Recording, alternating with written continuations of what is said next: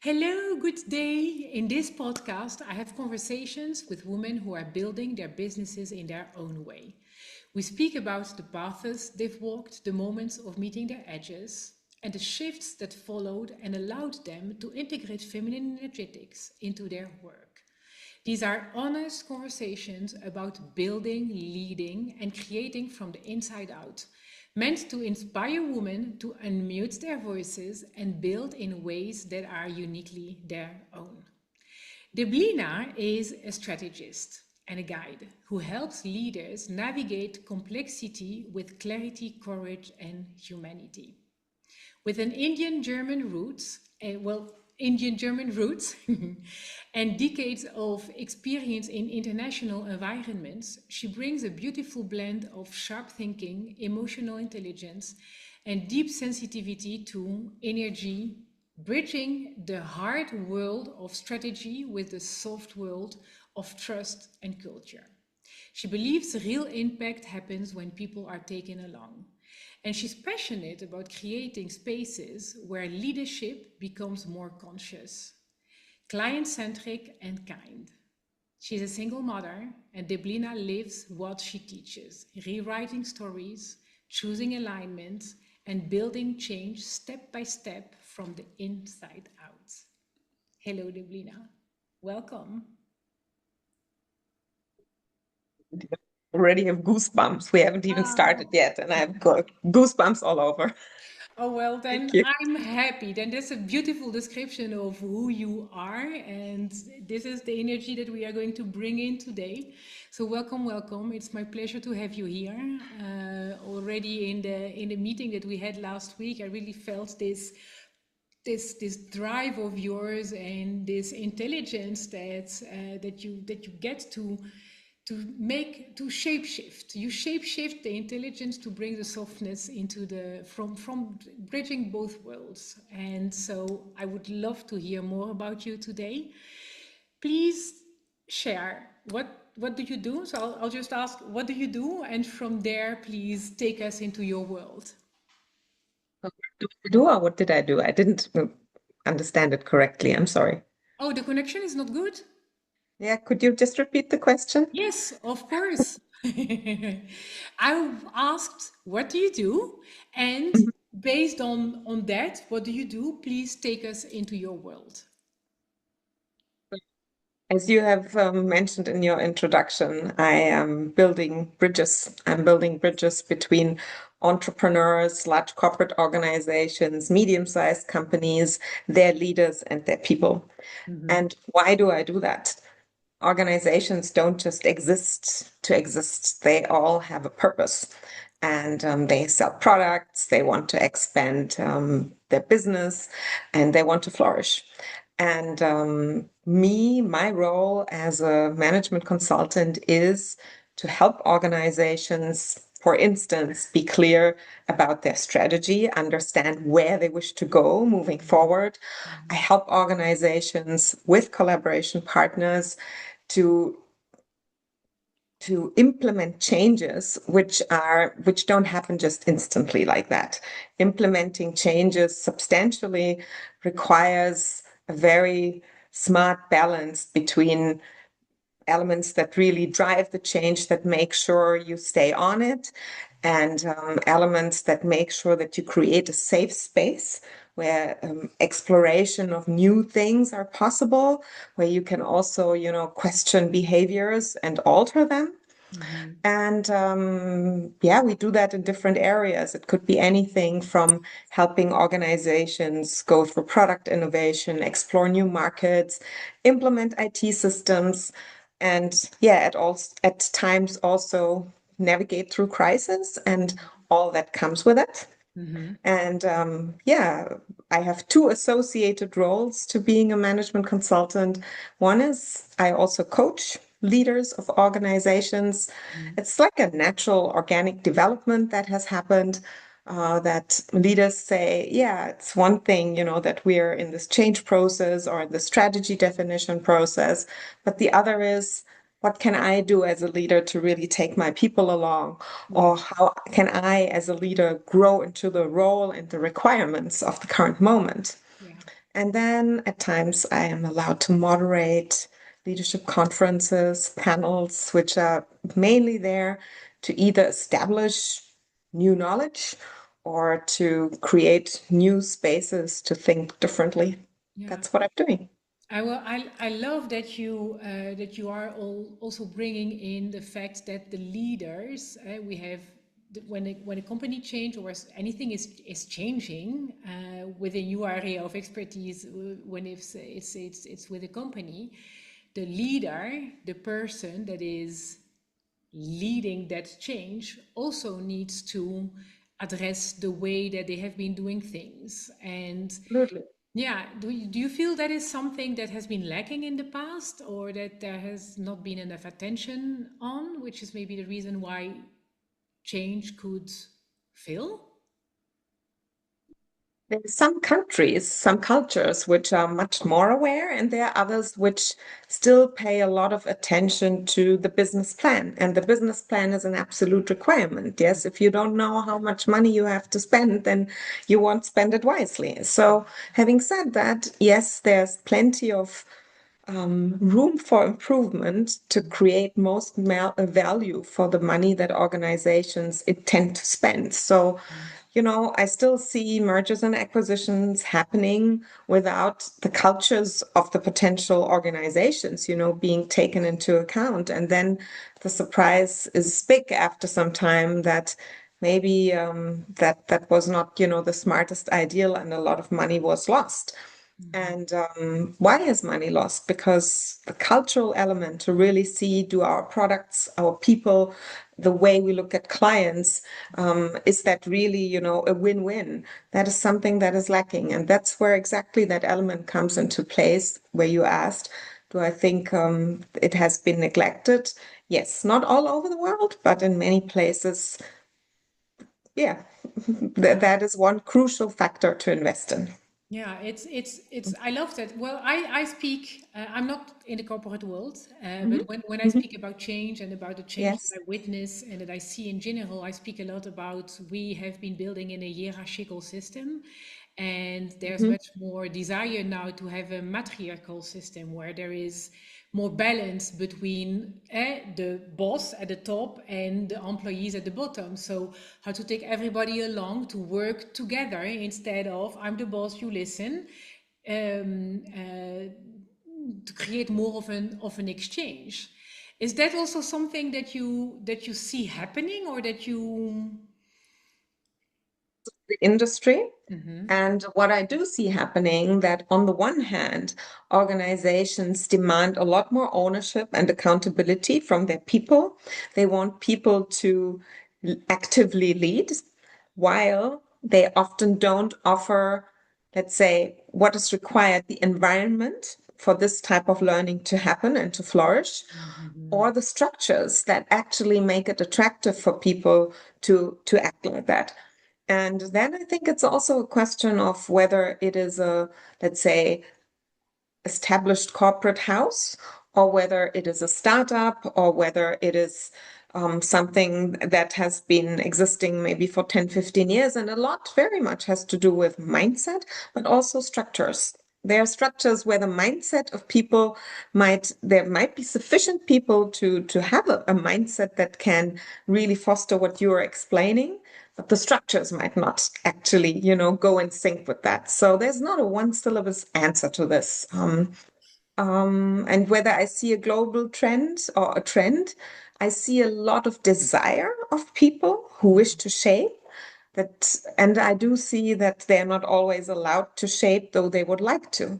And I Mhm. equally see that there are some people who might not be used to shaping and they need our help. Yeah. Yeah. We can't just complain about them that they don't shape No. if nobody has taught them how, Taking them along is exactly what you are doing when Yeah. offering them to guide them. I love that. Mhm. So you've been an entrepreneur. You've had your own business for quite so many years. To help me remember how many years? Um, I consider myself an entrepreneur only since a short period of time, but I've been in this business for more than 25 years. So Yes. what's the difference? An entrepreneur wants to not only deliver assignments for clients, but think bigger, take something really into the world to stand for. And this is just, I think it's an early stage. Maybe I'm just an entrepreneur since 2.5 years. Yeah. But am I a consultant since 25 years? Yes. And I've Yes. been employed for a major part of my life. I've had senior roles in management consultancies, but I've also been self-employed when my daughter was little.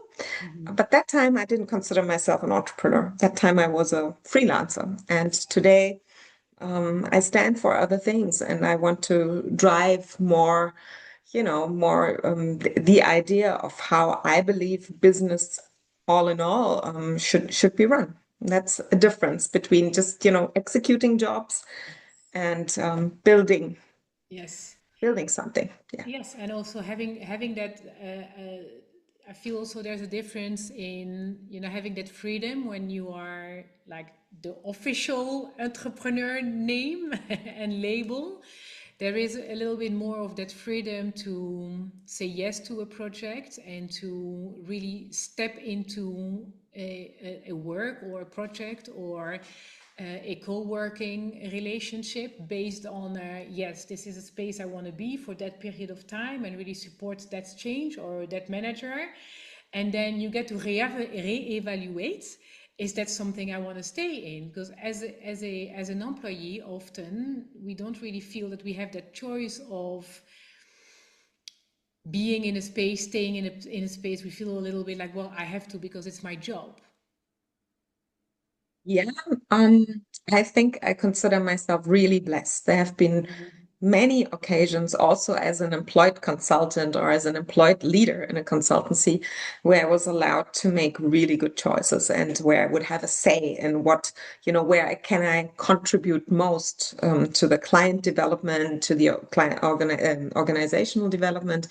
Um, and now, yes, as you say, of course, on the one hand, I have a lot more liberty to decide is something in sync with my values. And on the other hand, I also have to make sure that everything runs and functions. Yeah. Yes, yes, yes, that's true.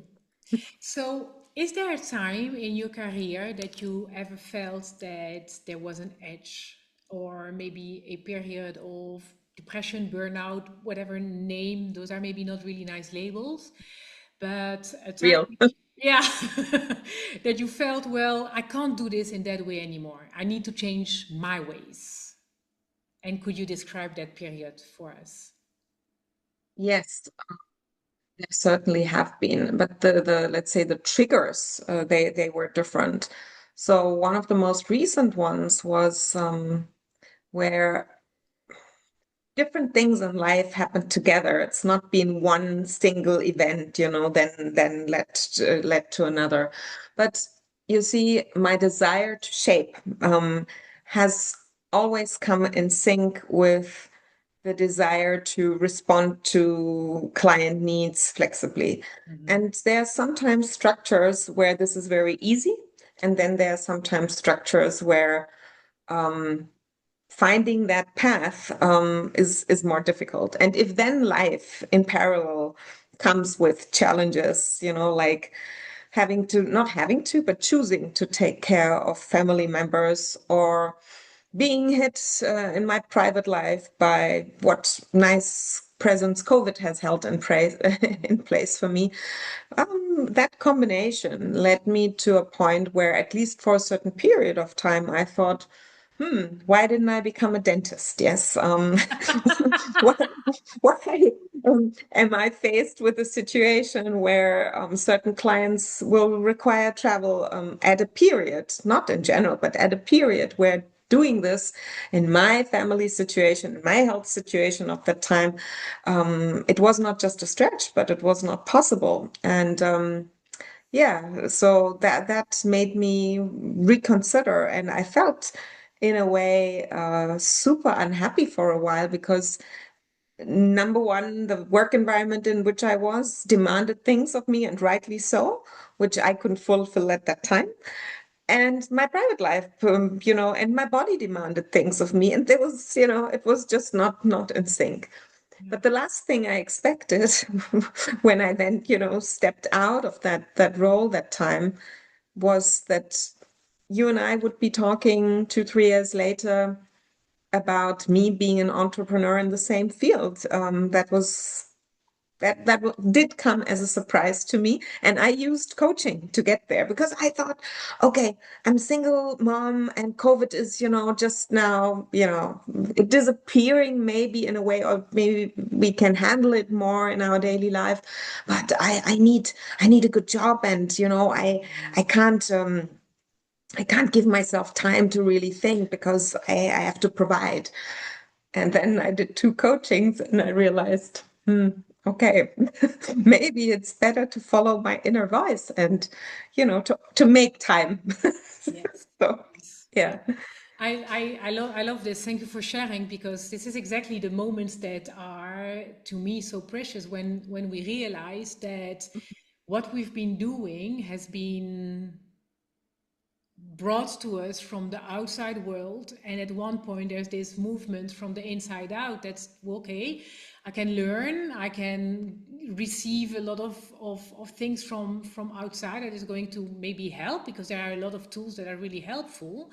But as long as we don't truly move from the inside out, okay, but I'm going to say, what do I really want, or which path do I really want to follow, and what is the best way for me, then we just keep on repeating the same mistakes. I know for me, for example, I had 3 burnouts in my life, so I really was a stubborn one.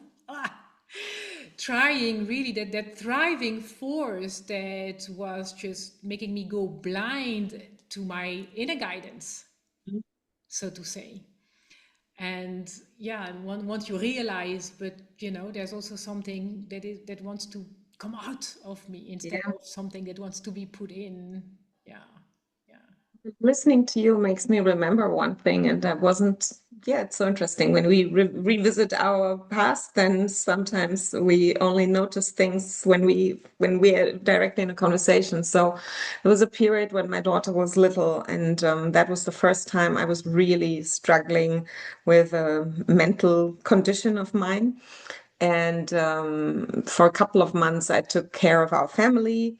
I was still with her father at that time. And then when I started working again after a couple of months of being a mom who takes care of her depressive side, wow, what happened for a couple of years was like a firework. Yeah. So that is one thing which has absolutely given me a lot of courage, that these periods, and I'm not saying this can happen to anyone, and because it worked for me, it will work for somebody else, but these periods of digestion, at least in my life, they were absolutely needed to then, evolve into a new version of myself, which could do things I didn't see coming before. So that was the first very successful time as a self-employed at that time.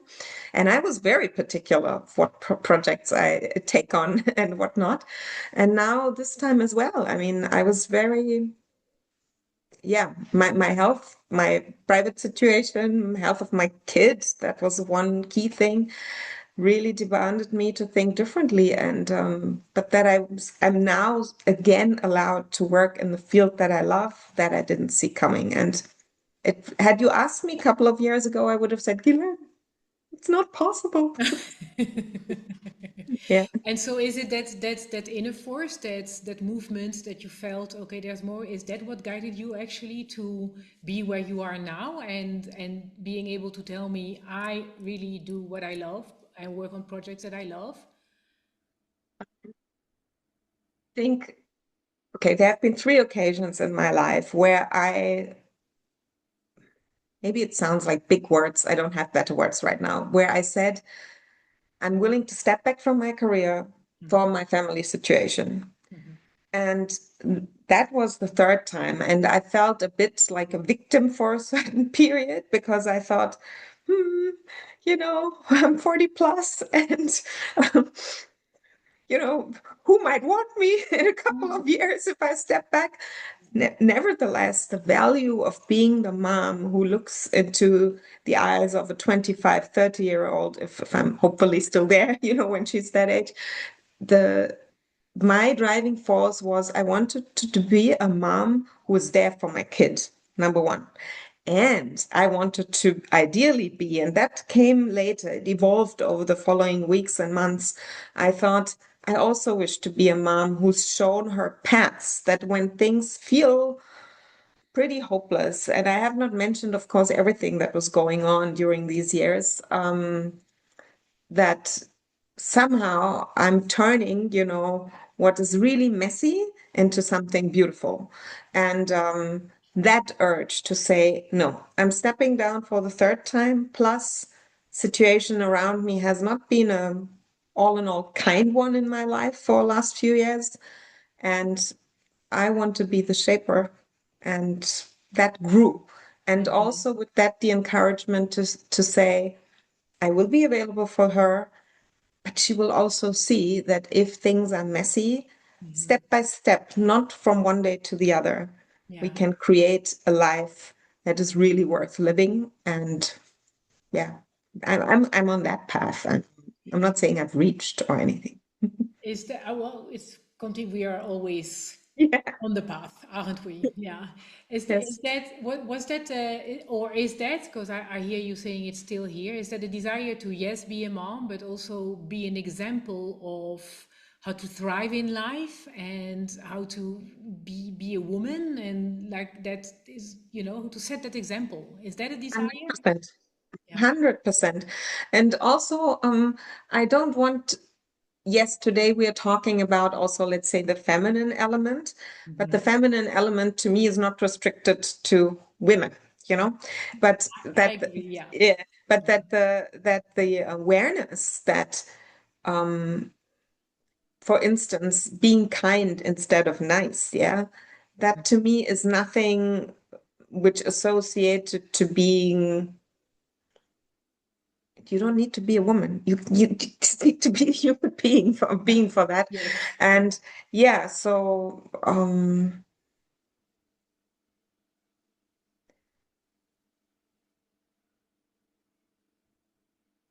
struggling to find the right words right now. Yeah, no, Sorry. it's the balance in what works for you within what you want to bring to the world. Well, what do you want to, the example you want to be for your daughter? That's what I. Yes. Oh, yeah. And that it's not, yeah. And it's sorry. Thanks for helping me. It goes beyond her. It goes much further than that. Yeah. That I don't like to listen to things like, we can't change this. Yeah, but most of the things that we have around us are human made. Yeah. So when I listen to something like this, I'm not saying you can change it by pressing a button, Mm-hmm. but when you look at how something was created, which might not serve a purpose, then change it and find the right steps to do it. Yeah, but isn't that the same as letting the outside voices or the outside Noise? yes guide us and guide us in our decisions? So, like for example, I want to take the world of health, the world Hmm. of doctors.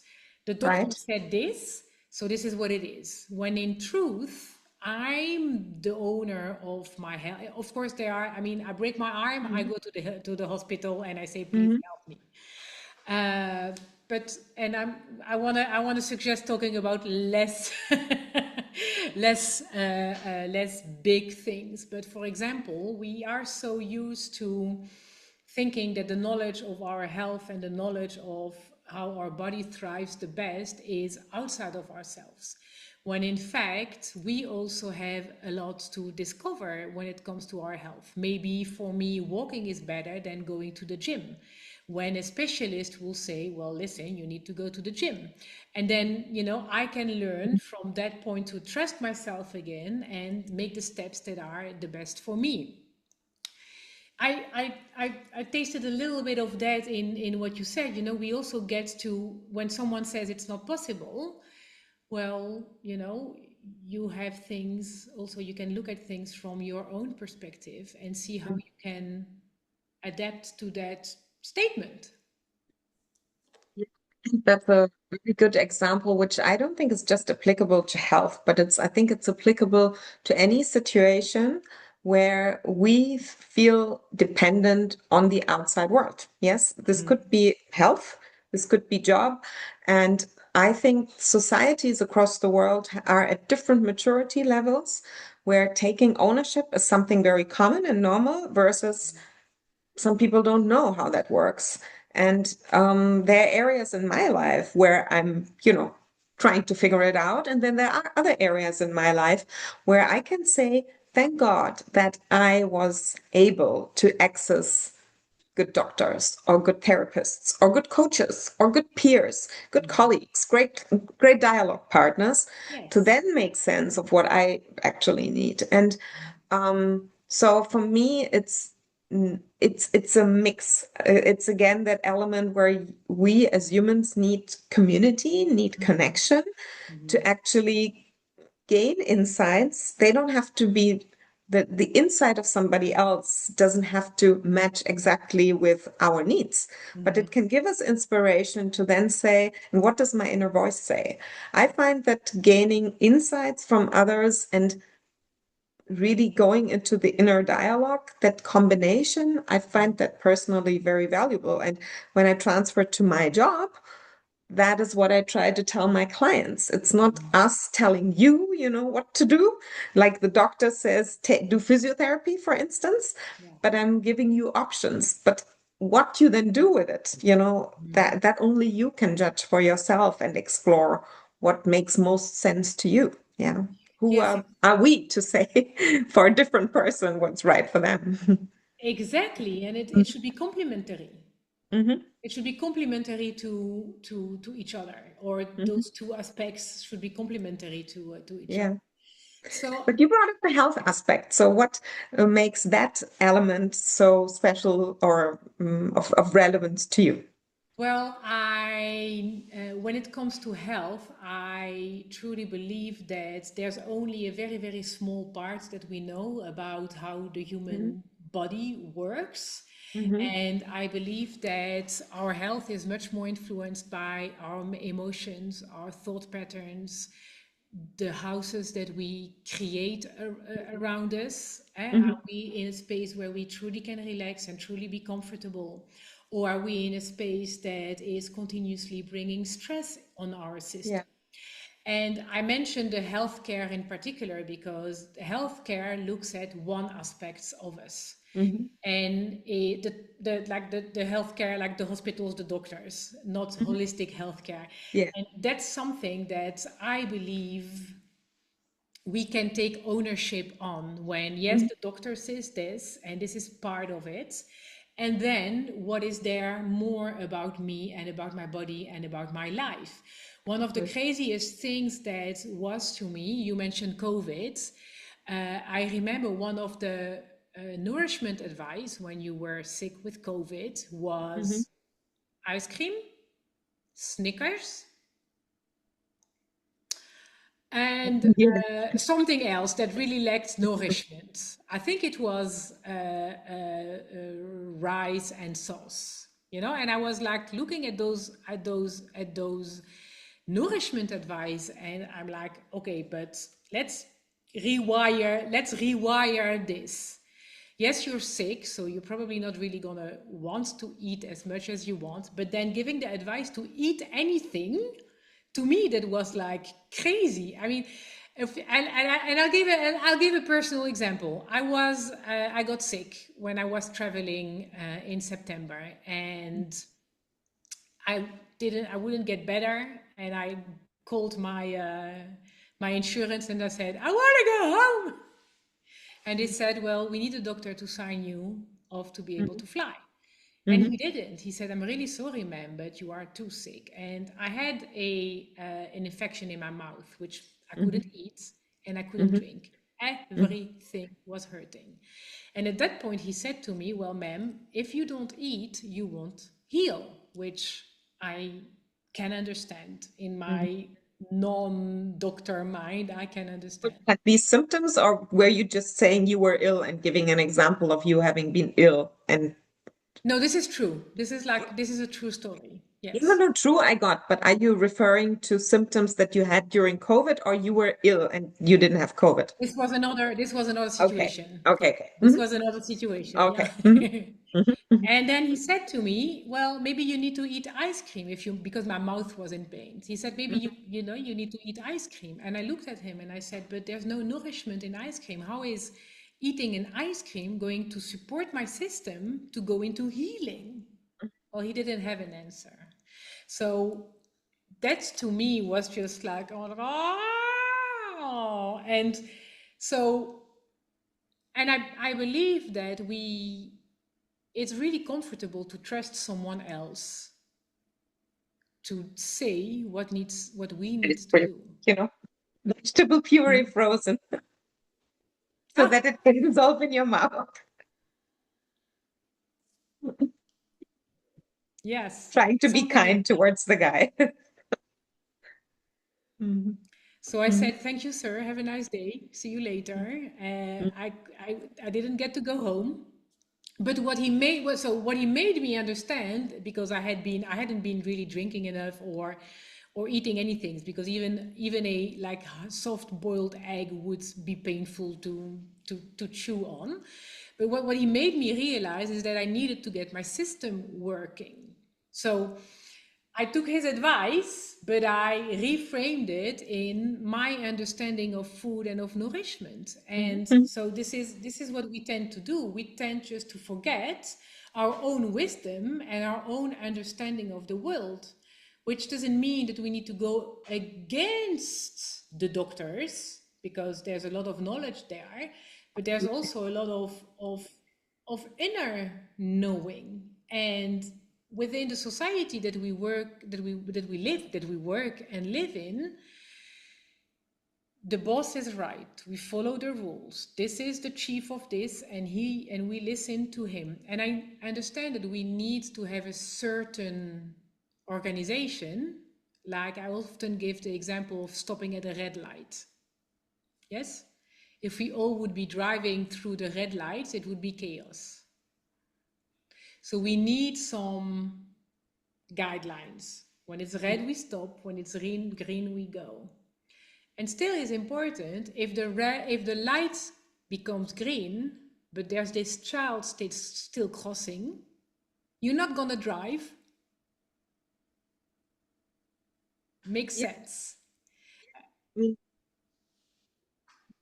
To your statement, or the way I hear it, that we have this very patriarchal setup, and you asked me a question also before that. I must also say that I do know quite a good few leaders who would love their people to contribute more and to say, yeah, we need a signal. Yes, we don't want only chaos, maybe like we used to know from big Asian cities in the 80s, yes, when they didn't have Yeah. traffic signals. Yet Yes. we would also like our people to exactly judge what type of red signal is it. Does Mm. that make sense? Yes. Is amber appropriate right now, or is it a real green signal, like you said? So, yeah, I wish to praise those leaders who believe in the abilities of their people. And I really have to say that, yes, some structures don't permit that type of liberty, but I've seen, luckily, also quite a good few who do, where it's not necessarily the structures, but also the maybe the lack of experience how to make good use of the structures that I've seen as well. Yeah. I've seen both. That's what I want to say. It's and based on what you've witnessed and how you've worked with people in those Yes. structure, you Yes. think the biggest change is possible if from the top down there's this direction of taking the people more along, or is it a bottom up movement that you think is the most that adds the most, I don't want to say value because it's not about value, but that creates the most change maybe. Change. I think it really, once again, it depends on you have to look at the organization as such. You have to look at the industry. You have to look at the cultures that are represented in that environment.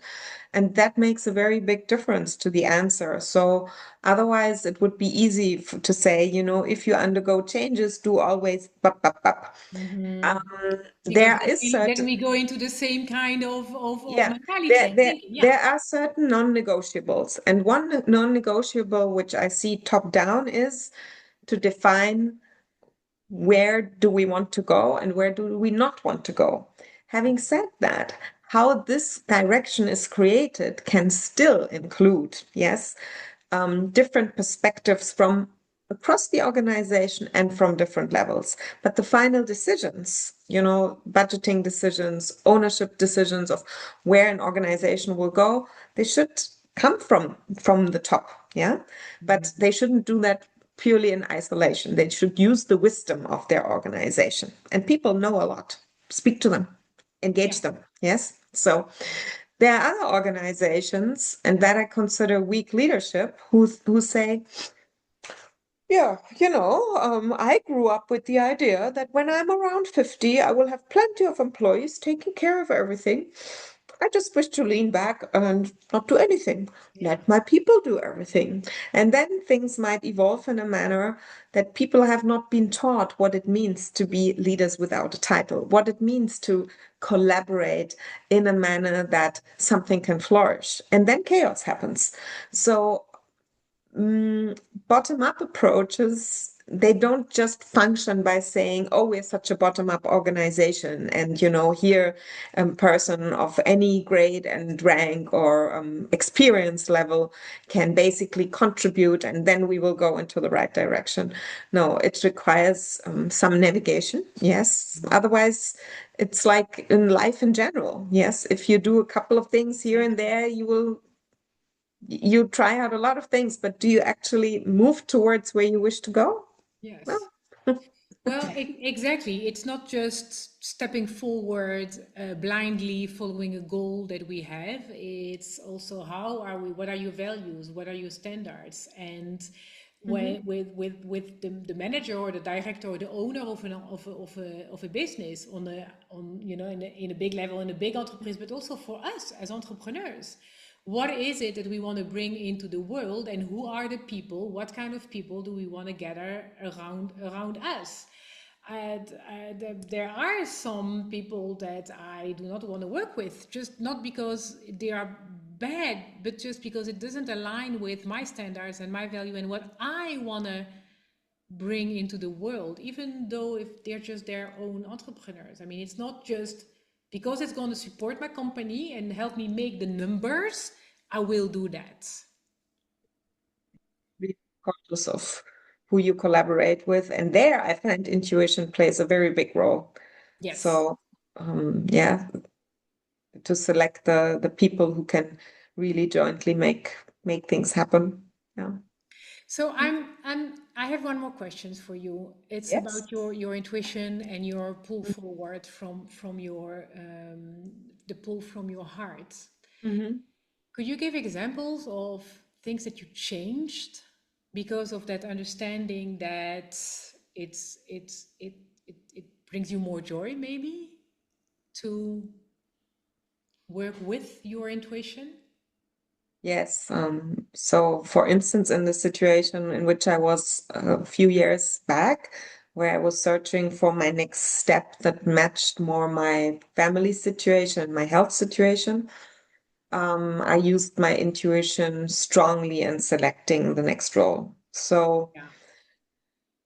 um, and I used techniques to really feel how does my body resonate to a certain environment. So I had some, let's say, objectively really good offers on my table. Yeah. And then, like I do with other coaching clients, there's an exercise called the tetralemma. I had a coach do that with me, and I find it very powerful to use our own intuition, but at times where we think like, but now the decision needs to be right. I get stuck in such moments too. It's not that I'm enlightened or anything. The help of the coach, who built that bridge helped me understand. There was one quite senior role, which, it felt suffocating. It felt as if a couple of months later, I will be where I don't want to end up again. So, Yeah. yeah, it would have been a beautiful title and, for my branding globally, how convenient, And Yeah. it also, let's say, the workplace would have been in sync with what I was able to offer, but I could feel there is a certain type of pressure in the air, a certain type. I'm not against pressure, but if there's a certain type, then it felt suffocating for me. And I said no, and I thought, this is one option. There's another one, but will there be something good for me soon? Yeah. I just still decided, no, I can't afford to sign something which does not feel in sync. I Yeah. can't. So my intuition gave me body symptoms. Yeah, and this was just one. Yeah. Yes. So there's it's so important to stay true to ourselves when Yes. making that kind of decisions, because something that can look marvelous and be marvelous for someone else doesn't have to be the same for you. Yeah. Yeah. And there was a situation that I remember, and nobody did anything, how do you say, nobody lied, but I spoke, and was an interview situation in my past where I asked about the quality of collaboration and what collaboration means to the people who interviewed me. And again, everybody, I think, was as honest as possible, but still the understanding of what that means is was different. Yeah. So, and there, I still also remember how I felt or what kind of question marks I had, and it taught me that going forward, one thing is the spoken word, and I teach that in communication seminars, and still this can happen in my life. And the other thing is, what do we associate with that? That's not the same thing, the spoken thing, and what we associate with it. So, you were mentioning one thing about values. That's a very, I think, simple example. Some companies say one values is trust. One of our values is trust. But trust will mean something different to 100 different people. When they can Exactly. trust, when Yeah. they feel at ease, when they feel psychologically safe. Yeah. And that doesn't mean that the 99 others don't have an equally good understanding of what trust means and Yeah. can be equally genuine about their version of what trust means. Yeah. Which is also exactly the reason why there is a need for a leader to be present with all the actions that are taken in his company, just to make sure that whatever his values and what he wants to transmit through what he does is understood by all the people that work with him or for him. For them. Yeah. Yeah. Yes. And that is something I see underestimated that, and it surprises me, but it's a reality that the moment companies, for instance, have defined values, new values, the process was intense. And then sometimes the leaders who have really put a lot of heart and effort into it think like, you know, now that we have designed that and we've put our heart into it, the rest of the world shall just read it, understand it, live it. Yeah. No, it doesn't work like this. Yes, you have accomplished step one. It's a long distance run. It's like you're not ready to run your marathon and complete it once you have done your training and you're now in your gear to start running. You have not even started the run. Yeah. So that the moment your values are defined, that's where your implementation starts. And that's a thing. It's for me like, why spend the money in the first place if then later on in time and invest the time and then expect that everybody gets you. Yeah. No, they don't get you immediately. They're not mean, but you have to give them, engage them to give them the opportunity to understand. And as you said, also guide them. So if you don't want certain things to happen anymore, show them what you want differently Hmm. and be willing to have the difficult conversation. Yeah. Oh, I love that. I love that. Willing to have the difficult conversations, which Yeah. can be very uncomfortable, and still really deepen that understanding of each other. Hmm. And what I heard you say is conscious presence every step Hmm. of the way, not just giving your power away, like I have those values and everybody's going to understand it. Because in one way, what you're doing is you're giving the power away to the people that are going to understand those values in their own ways. Yeah. That reminds me of something which has been guiding me for 20 years. There was a project management approach in the company I used to work for when I was in my mid late 20s. And the last phase in project management, they called very simple, making it stick. Yes. And that is still something which is totally underestimated, the power of making it stick. Mhm. And that is after you've gone through implementation. How do you make sure that all the effort you put into defining, implementing, creating the awareness, practicing something, that this lasts? And that's the same thing with the value discussion. You can't just define and then expect it to be different. You have to, like with any other change process, Yes. you have to do the work. Yeah. Yes. Exactly. Making it stick. I love that. So, what is something that you would want to say to our listeners to make our conversation stick? I love Make our conversation stick. it. Okay. I think it's very much in sync with let's say my intuition is in sync with nowadays neuroscience gives us as an evidence. Yes. When you have your goals clear, don't start with 5, 10 at the same time. Pick Mhm. out the most relevant one that's where when you look at it and you say, 1 year later, what will have created the maximum impact in my life? Because they will be interconnected. Start with that one. Yes. Mhm. And then step by step, after a couple of weeks, include the next one. Yes. Don't assume you can run on all levels at the same time, at the same pace. Yeah. Um, and sometimes I know that I've been impatient myself. And looking back, patience doesn't mean you don't do anything. Patience means there will be a time, an orchestrated time, to implement the next one and add the next one and the next one. That's being smart. So pick out the one with the most impact that you think it will have on whatever you wish to build. And then add the second one and the third. Mm. I love this. Thank you very much. Yeah, thank you for having me. Yes. Thank you for your Was time. an honor and a pleasure. Yes, I am really grateful for you sharing your expertise with us, and I hope to welcome you another time. I would love that, Ghislaine. And what I love is really that you're giving leaders, humans, spaces, not just to share their story, but to be in a dialogue with you, to feel your wisdom, your experience of your life, and to create something beautiful, not just in the conversation, but that goes far beyond. Thank you for doing what you're doing. Thank you so much. Bye bye. Bye bye.